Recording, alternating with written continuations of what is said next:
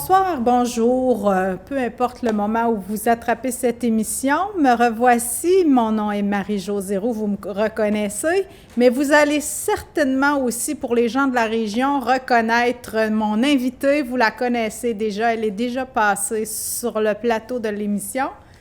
Annie Jutras, merci d'avoir accepté mon invitation, d'être venue me rendre visite sur le plateau. Les gens prennent plaisir à te revoir, j'en suis certaine.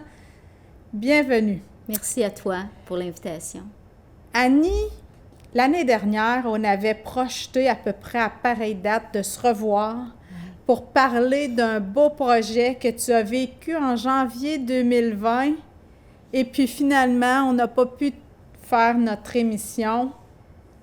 Quel était ce beau projet? Tu voulais commencer par nous parler de ce projet-là, cette émission. Alors, à cette époque, j'étais agente de pastorale pour les paroisses de Victoriaville. Et il faut dire que là, tu ne l'es plus, hein? Mais on y reviendra dans la deuxième partie de l'émission. C'est ça. Donc, agente de pastorale pour les paroisses de Victoriaville. Puis, on avait bâti un projet de sensibilisation à la solidarité internationale pour les personnes à la retraite. Alors ça, c'était comme un peu... c'était pas un projet nouveau parce qu'il y avait déjà existé. Oui, dans notre région, c'est très fort. Oui, le sentiment d'être interrelié, de la solidarité, grâce aux jeunes, il faut le dire, qui nous donnent ce goût-là, qui nous allument sur... l'international, sur l'entraide, les jeunes de la polyvalente. Oui. Puis, en fait, ça se voulait une continuité avec le projet Solidarité Jeunesse. Donc, on était 4 accompagnateurs. Il y avait Nancy Dufour, son conjoint Stéphane Perrault, un du diocèse qui travaillait à la pastorale missionnaire, qui est Martin Couture, puis moi-même. Donc, on était un petit groupe de 15 personnes. La majorité était à la retraite, mais il y en avait quelques-uns des participants qui n'étaient pas à la retraite, là, qui étaient au travail, qui ont pris des vacances pour vivre cette expérience-là. Alors, c'est sûr que en 2 semaines, parce que c'est un projet qui a duré... on est parti au Nicaragua 2 semaines. À l'extérieur, 2 semaines, mais le projet, vous l'avez préparé, oui, tout à fait. Donc, pendant 6 mois, on s'est préparé le cœur, on a préparé l'équipe, le groupe aussi, à vivre ensemble, parce que là-bas, c'est 15 jours non-stop. Toujours ensemble. Toujours ensemble. Avec des gens qu'on n'a pas choisis. Puis on ne se connaissait pas nécessairement. Puis il n'y avait pas juste des gens de la région qui formaient le groupe, il y avait aussi des gens qui venaient de Montréal, dans la région de Montréal. Fait qu'il y avait C'est un beau rayonnement. Oui, effectivement, c'est un très beau rayonnement. Alors, l'objectif de ce projet-là, c'était une sensibilisation à la solidarité internationale. Une sensibilisation aussi à dire, est-ce que moi, ma façon d'être, ma façon de consommer, est-ce que ça a une répercussion à l'extérieur? Alors, on était accompagnés aussi du père Jacques Giroux, de l'organisme Spiral. OK. Et puis, c'est là-bas, ils nous ont accueillis. Il y avait comme un centre, ça s'appelait Lui, M. Giroux, il est là-bas au Nicaragua, où il fait les voyages avec les gens. Il était au Nicaragua, mais là, présentement, il est au Québec. Il est de retour. Okay. Question de santé. Okay. Mais c'est un prêtre qui œuvre au Nicaragua depuis très longtemps. Okay. Oui, effectivement. Alors, ce qu'on a fait durant la préparation des 6 mois, c'est on a bâti un camp sur l'estime de soi. Alors, on a fait de l'animation avec les jeunes qui rôdent autour du centre Oscar Romero. Okay, donc, parce qu'il faut dire que ça fait très longtemps au Nicaragua là, que le centre existe. Puis ce centre-là prône l'éducation des adultes, mais l'éducation des jeunes aussi. Ça peut passer par les arts, ils ont une radio à eux autres pour passer l'information. En tout cas, c'est une grosse organisation dans laquelle on s'insère, dans laquelle ils nous accueillent, puis ils nous font de l'espace pour qu'on puisse vivre une belle expérience de solidarité ensemble. Donc, vous avez bâti un programme que vous avez proposé aux jeunes qui fréquentent ce centre-là. Exactement. Okay, c'est la partie, je dirais, plus intervention missionnaire. Oui. Parce que le reste, c'est presque d'apprendre qui ils sont. C'est plus quelque chose qui apporte aux participants une connaissance impossible autrement, là, impossible à acquérir. Puis pour moi, c'est important que c'est pas un voyage c'est ça, c'est ce touristique, qui fait la différence. Mais c'est vraiment un voyage où on se donne l'opportunité d'entrer en relation avec les gens de là-bas. Parce que, bon, oui, c'est des gens pauvres monétairement, mais d'une richesse extraordinaire parce que durant le séjour, bon, je sais que les jeunes, c'est pendant 15 jours qu'ils habitent dans les familles. Nous, on a invité les gens du groupe à habiter dans les familles, mais uniquement 2 jours. Mais ces 2 jours-là, ça a été le point tournant de l'expérience parce qu'ils se sont vraiment intégrés dans... Les participants au voyage. Oui, c'est ça. Se sont intégrés à la vie quotidienne d'une famille là-bas. Exactement. Puis se sont laissés imprégnés par la nourriture, l'esprit de famille, l'ambiance. Ils ont partagé les lieux. Exact. Puis rapidement, là, ils se sont sentis partie prenante de chacune de leurs familles. Et seulement 2 jours, après 2 jours, les gens étaient tristes de se quitter. Ah oui. Fait que c'est fort, là, quand même, de réussir à établir cette relation-là en uniquement 2 jours. Alors, il y a quelque chose là, qui se passe qui a été très fort là, pour chacun des participants. Tu restes encore imprégné de ce que tu as vécu là parce que c'est la première chose dont tu m'as parlé. Tu m'as dit, je veux parler de ça. Oui, c'est parce que tu retiens? Avec quoi tu reviens? Qu'est-ce qui a changé pour toi? Bien, moi, c'est pas ma première expérience. Je l'avais vécu avec des jeunes parce que j'ai été animatrice de vie spirituelle et d'engagement communautaire au Collège Claretin pendant 18 ans. Puis, on l'a vécu à quelques reprises avec des groupes de jeunes. Puis, dans mon passé aussi, quand j'étais jeune, je l'ai moi-même vécu. Puis... Cette fois-ci en particulier, qu'est-ce que tu retiens? Qu'est-ce qui s'est passé? Bien, en fait, c'est tout l'esprit communautaire, l'esprit... tout ce qu'on a vécu ensemble en tant que groupe, mais aussi tout ce qu'on a vécu comme solidarité, comme lien avec les gens là-bas. Tu élargis, hein, dans le sens où on dirait que ça élargit le cœur, hein? Oui, tout à fait. Ça fait de la place pour désencombrer, disons, des soucis, puis ça fait de la place pour l'autre. Oui, puis ça ouvre aussi, comment je pourrais dire ça? C'est en fait, moi, c'est à chaque fois que je suis partie, puis à chaque fois que je suis revenue, je me pose toujours la question sur ma consommation. Est-ce qu'elle est juste? Est-ce qu'elle est équitable? Fait que ça m'aide à me recentrer sur l'essentiel dans ma vie. Est-ce qu'il n'y a pas aussi quelque chose d'étonnant pour nous d'être accueillis? Oui. Il me semble que quand je t'entends raconter l'expérience des gens qui ont été accueillis dans une famille, c'est quelque chose de se rendre vulnérable parce que là-bas, vous n'avez pas de toit. Alors qu'ici, on a tout ce qu'il faut pour vivre, non pas pour survivre, mais bien vivre. Puis là-bas, vous êtes devenu comme vulnérable et être accueilli chez des gens qui ont peu, quand même, comparativement à ce qu'on peut avoir ici. C'est peut-être à cause de cette vulnérabilité-là qui fait que le contact se fait rapidement.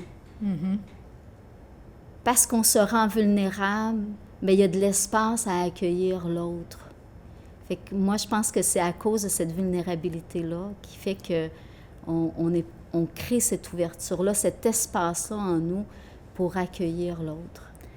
tu souhaites revivre l'expérience? Bien, et les participants qui sont venus avec toi, là, il y a eu tout l'épisode de la pandémie qui a un peu refroidi le retour, je dirais, ou qui vous a donné peu d'occasion de partager publiquement votre expérience, mais quand même... C'est un peu désolant parce que c'est ça, quand on est revenu fin janvier, début février, on s'est tous rassemblés, le groupe. On a préparé nos rencontres parce qu'on voulait rencontrer chacune des paroisses. Puis on voulait faire une soirée. Elle était toute déterminée de partage de notre expérience. Parce que les paroisses nous ont encouragés. Ils nous ont encouragés tout au long de la préparation. Puis ils nous ont encouragés aussi au niveau financier à financer le projet, pas nos billets d'avion, mais le projet du camp d'estime de soi. C'est une belle solidarité. C'était comme un retour qu'on voulait faire en paroisse pour leur dire hey, on a vraiment vécu une belle expérience, puis on voulait donner une retombée. Mais la soirée était cédulée le 13 mars. Je ne sais pas si vous vous souvenez, c'est une belle date. Le 13 mars l'an dernier, tout s'est arrêté. Oui. Fait qu'on est reparti avec notre petit bonheur, puis on a essayé de mettre quelques photos sur Facebook. Mais tout au long de l'expérience, moi, je trouvais important sur la page Facebook des paroisses de mettre des photos à tous les jours, de mettre un peu ce qu'on vivait tu avais fait une espèce de journal de bord qui rendait compte de votre voyage. Effectivement. Fait qu'en quelque sorte, ils ont eu de l'information, mais on aurait apprécié, on aurait aimé ça de pouvoir avoir faire un retour. De communiquer vos impressions. Tu ne trouves pas aussi que le fait de pouvoir partager comme ça aide à intérioriser, à accueillir, à recueillir les derniers fruits, je dirais? À intégrer l'expérience. À rendre féconde plus encore l'expérience. Oui, tout à fait. Mais c'est partie remise. On le fait un peu ce matin, Annie. Hein? On remet ça comme on peut.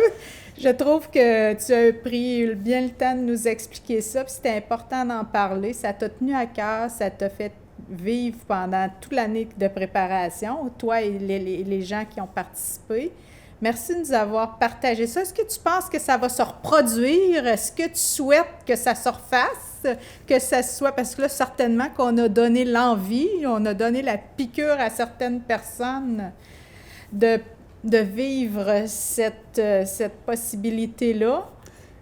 Bien, moi, je trouve que ce serait un très beau projet paroissial que de soutenir une autre paroisse à l'extérieur, puis de créer des liens avec cette paroisse-là, de faire comme une genre de continuité, étant donné qu'en plus, Solidarité Jeunesse, les jeunes sont déjà impliqués depuis plusieurs années. Au Nicaragua, fait que moi, je trouve que ce serait une belle continuité, là, une belle mission, en fait, paroissiale. Mais tu passes le bâton du pèlerin, si on veut, à quelqu'un d'autre, hein, parce que c'est pas toi qui vas assurer la suite de ce projet-là. Tu as été appelé à servir une autre catégorie, je dirais, une autre partie de l'Église, les plus souffrants, les personnes malades. Parle-nous un peu de ça. Est-ce que tu considères que tu as eu une espèce d'appel? Bien, c'est un peu hasard, en fait. Là. Je trouve ça un peu curieux, mon parcours, parce que j'ai commencé avec les ados pendant 18 ans. Puis, par la suite, j'ai fait 5-6 ans en paroisse comme agente de pastorat. J'étais avec, les jeunes, mais aussi avec les parents. Et puis là, je suis rendue avec les aînés. Je suis intervenante en soins spirituels. En fait, c'est un hasard parce que la pandémie, l'année dernière, a fait en sorte que les paroisses, tout s'est arrêté. Puis on a été mis comme au chômage pour un laps de temps indéterminé à l'époque. Oui, c'est ça, exactement. Puis un matin, le CIUS m'appelle pour me demander si je serais intéressée à donner un petit coup de main comme intervenante en soins spirituels pour les CHSLD de la région. Bien, comment ne pas dire non? J'étais assise chez moi dans mon salon, puis à me tourner les pouces. Puis comme certaines personnes me connaissent, je suis pas tellement du genre à me tourner les pouces. Moi, j'ai besoin de sentir que j'avance. Oui, exactement. Mais en même temps, je trouvais que c'était un grand défi aussi parce que côté médical, moi, c'est pas un côté familier nécessairement. Moi, je viens plus du côté de l'éducation. Ah oui. Fait que c'est tout un autre monde. Alors, tu as accepté cette nouvelle implication? J'ai accepté parce que c'est un contrat d'un certain temps. Puis là, je me suis dit, ben le temps que ça reprenne en paroisse et tout ça. Et au fur et à mesure que le temps avançait... Tu t'es fait attraper le cœur. Je me suis fait attraper le cœur parce que, bon, la personne qui était là en poste comme intervenante en soins spirituels, elle a pris sa retraite. Ben oui. Et là, il y a des choses qui ont bougé. Et puis, là, j'ai passé un discernement très sérieux, un bon 15 jours à discerner là, non-stop parce que j'ai été arrêtée pendant 15 jours. Ah oui. Parce que j'avais été en contact avec une personne qui avait eu la COVID. Fait que dans ce temps-là, on est appelé à être retiré. Alors, ça t'a permis de faire une espèce de retraite fermée, puis de revisiter tes engagements, puis t'as accepté d'aller servir dans les CHSLD. Alors, ce qui m'a attirée là-dedans... Vas-y donc! En fait, c'est la relation à l'autre.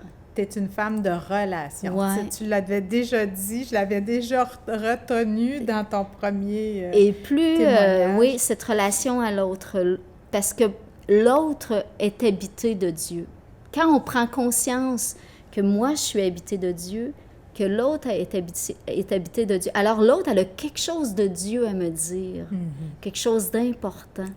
Alors, quand on rentre dans cette dynamique-là, bien, la relation prend toute une autre dimension. Alors, quand tu rentres travailler le matin, Annie, tu t'en vas chez Dieu.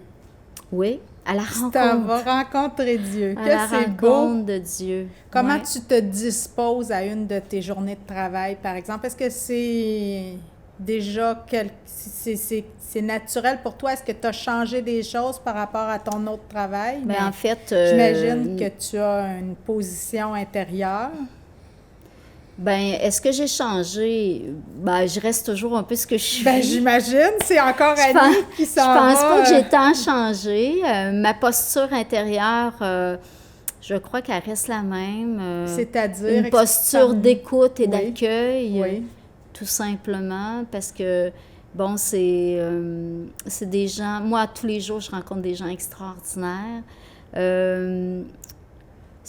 Parfois, je rencontre des gens qui ont des problématiques cognitives, là, qui sont c'est ce que j'allais avec des maladies d'Alzheimer ou autres. Là. Mais il reste que faut pas s'arrêter à la maladie, parce que c'est pas la maladie que je vais rencontrer, mais c'est une personne que je rencontre. Tu fais beaucoup de rencontres personne à personne. Est-ce qu'il n'y a pas des moments dans ta journée ou dans ton travail qui regroupent certaines personnes Oui, effectivement. Ensemble? Je fais des activités. Bien, en fait, je fais une fois par semaine une célébration de la parole. OK. Parce que là, les prêtres ne peuvent pas venir à l'intérieur des CHSLD à cause de la COVID, comme tout le monde sait.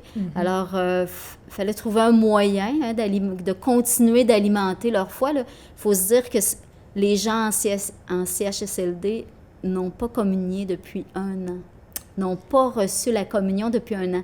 Alors, c'est une souffrance pour elles, pour eux, oui, pour parce que ça a toujours fait partie de leur vie. Mais il faut apprendre à communier différemment. C'est la communion de désir, la communion spirituelle. Bien, en fait, moi, de plus en plus, j'approfondis cette communion de désir puis la communion spirituelle. On y a tous pensé, hein, parce qu'on a été privés aussi de la messe. Elle se passe dans la relation avec l'autre. Que c'est beau. Si je suis capable de communier à l'autre, à ce que l'autre est, bien, l'autre est habité de Dieu. Alors, veux pas, je communie aussi. C'est très beau. À Dieu. Ce que tu es en train de nous dire, c'est que tu reçois Jésus de l'autre. Tout à fait. Et tu donnes Jésus de celui qui t'habite. Tout à fait. Tu donnes le Jésus qui t'habite. C'est très beau. Alors, j'essaie du mieux que je peux, avec mes limites, tu sais, mais d'être cette présence-là dans mon milieu, d'être cette présence d'amour. Il y en a qui ont beaucoup de visites, il y en a qui n'en ont pas de visites. Même en temps de pandémie, tu m'étonnes, là? Bien, beaucoup. En fait... Ils ont des... Je m'explique. Oui. en fait, ils ont des pères aidants qui sont... Des proches aidants qui sont attitrés. Un par personne, non? C'est 2 par personne. 2 par personne. Et puis, en fait, ça peut être 2 membres de la famille. Alors, si la personne a 8, 9, 10 enfants, mais ce n'est que 2 par famille qui vont représenter toute la famille. Aïe, aïe, aïe. Fait que il y a beaucoup de souffrance dans ça, j'imagine. Oui, parce que surtout quand ils sont en fin de vie, ce qu'ils souhaitent, c'est de rencontrer avant la fin tous ceux et celles. Mais là, maintenant, c'est possible. Quand les gens sont en fin de vie, parce que ça... toute la famille, les petits-enfants, ceux qui le souhaitent, les neveux, les nièces, ils peuvent venir faire leur adieu là, à la personne qui est en fin de vie. Donc là, tu disais qu'il y a des personnes qui sont beaucoup visitées, soutenues, accompagnées. Oui, mais il y en a d'autres qui ne le sont pas, qui sont vraiment seuls. Et alors, c'est là où toi, tu joues un rôle précieux. J'essaie, en fait, d'être présente. T'es trop humble, Annie. Mais c'est sûr que tu fais une différence. C'est pas évident. Parce que tu es une étrangère, en fait, pour eux, au départ. Dans 2 centres, là, il y a à peu près 250 personnes en tout. OK. Toi, tu sers 3 centres, en fait, hein? Oui, 300. Fait que ça fait à peu près proche 300 personnes. Quand même, hein? Fait que, tu sais, c'est difficile d'être présente à chacun et à chacune, mais on essaie de faire de notre mieux, ouais. Alors, pour les personnes seules, tu es d'autant plus précieuse que tu es souvent la seule visite qu'ils vont recevoir dans la semaine. Oui. Puis souvent, ils ont une vie de... Leur relation à Dieu, pour la plupart, est quand même significative, est quand même importante. Alors souvent, tu sais, je prends juste le temps, on prie ensemble. Tu pries avec les malades, même ceux qui semblent un peu confus, perdus, tu as réussi à prier avec eux? C'est assez étonnant parce que souvent, ça leur revient. La prière, par exemple, Notre Père ou le Je vous salue Marie, quand on enclenche, il y a quelque chose qui revient. Bon, il y a des petits blancs, là, ils ne disent pas nécessairement au complet, mais pour certaines personnes, là, ça revient quand même assez facilement. Quel effet ça produit chez toi, chez l'autre, la prière en commun? Bien, moi, je sens une certaine paix, une certaine sécurité que ça leur procure. Et j'ai comme l'impression qu'ils se sentent rassurés. Moins seuls. Ouais. Tu peux toucher la personne parce qu'on sait que quand il n'y a plus de mots, le toucher devient très important. Parle-nous de ce que tu vis. Ça doit être difficile en ce moment. Bien, pour moi, le toucher, c'est... Moi, je suis une kinesthésique. Hein. Oui. Qu'est-ce que ça veut dire pour moi, ça? Je communique beaucoup par le toucher. Pour moi, le senti, c'est hyper important. Fait que, oui, le toucher, pour moi, sentir que... Même malgré la pandémie, les mesures et tout, tu peux prendre la main de quelqu'un, d'une personne âgée? C'est sûr que l'idéal, c'est d'être à distance, là, le 2 mètres. Mais pour une personne en fin de vie... Mais pour une personne en fin de vie, on ne peut pas être à 2 mètres. Non. On se rapproche. Puis même pour ceux qui ne sont pas en fin de vie aussi, tu te permets de t'approcher. Je me permets parce qu'on est toutes bien équipés aussi. Okay. Puis tu te sens protégée. Oui. Puis on fait les étapes, là. On se lave les mains avant, après. Puis, tu prends bien soin d'être très minutieuse pour pas... c'est ça. Il y a un danger aussi, là. De contaminer. Il faut faire attention, c'est ça, effectivement. Ouais. Annie, tu côtoies la mort régulièrement. Oui. Ça te déprime, ça t'angoisse, ça te met comment dans tous tes états? Je vais te dire que c'est étonnant parce que moi, j'ai toujours eu peur de la mort. Quand même? Vraiment. J'ai apprivoisé la mort avec le décès de mon père et de ma mère. On a accompagné nos parents, puis ma mère est décédée à la maison. Puis on l'a accompagnée vraiment jusqu'à la fin. Et je te dirais que ça m'a apaisée. Oui. Ça m'a aidé à apprivoiser la mort. Puis, non, j'ai pas peur de la mort maintenant. Et même, je suis proche, comment je dirais, D'être sereine? Je suis sereine. Je suis sereine, je suis en paix parce que je sais, ma croyance à moi fait en sorte que je crois que ça se finit pas là. Je crois que vraiment, on est attendu, on a chacune place. Puis on s'en va vers quelque chose de beaucoup plus grand, puis de beaucoup plus beau. Moi, c'est comme ça que je vois. On s'en va dans l'amour infini, en fait. Là. Fait que, si je fais un parallèle, là, si tu me le permets, oui, vas-y. Moi, t'as 1 minute. C'est vrai? Oui. Et boy, quand j'ai eu ma première fille, oui. là, ma première fille, j'en ai juste 5 une. Quand j'ai eu ma fille... La première enfant. Oui. Dans le temps de ma grossesse, là, l'enfant qui est dans le ventre de sa mère, là, sa conscience, c'est que son monde se limite au ventre de la maman. Elle peut sentir qu'il y a quelque chose à l'extérieur. Elle peut sentir cet amour-là, mais la personne ne peut pas en être convaincue. Oui, c'est ça. Mais quand elle passe du ventre à l'extérieur, il y a quand même tout un passage que l'enfant vit, là, qui c'est quand même assez traumatisant. Mais quand elle aboutit, là, quand l'enfant aboutit, là, mais elle aboutit dans les bras de ses parents.